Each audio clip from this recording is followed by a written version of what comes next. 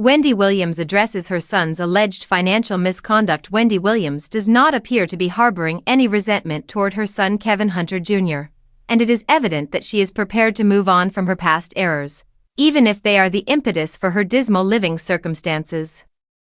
Additionally, she is currently expressing her opinion on the matter. As previously mentioned, Hunter Jr. was identified as a significant factor in Williams' guardianship following the publication of Tubi's documentary, Saving Wendy, in February.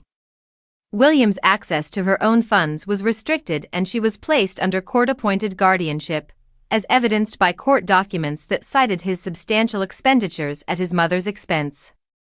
Some of the spending habits that raised red flags for her bank included the expenditure of over $100,000 on Uber Eats and the same amount on a boat rental for a birthday party.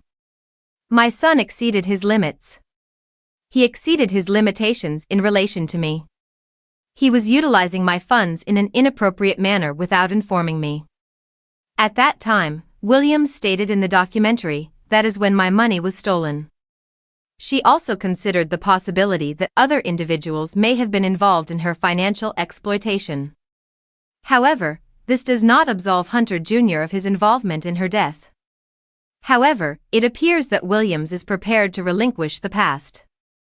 Gina Lisa Monterroso, the president of the Connect Care Advisory Group and Williams advocate, stated in a recent interview with People that the former daytime talk show host has forgiven her son for his actions from years ago and is prepared to move forward.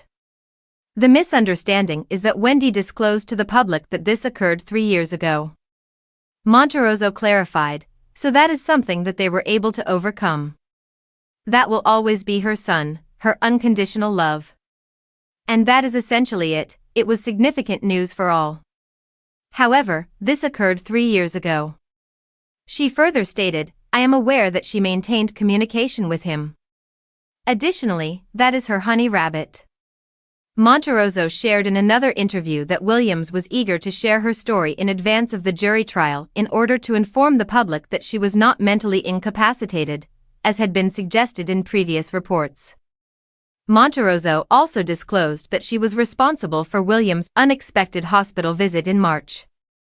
She stated that she composed a letter to Adult Protective Service and dialed 911 to facilitate a wellness assessment.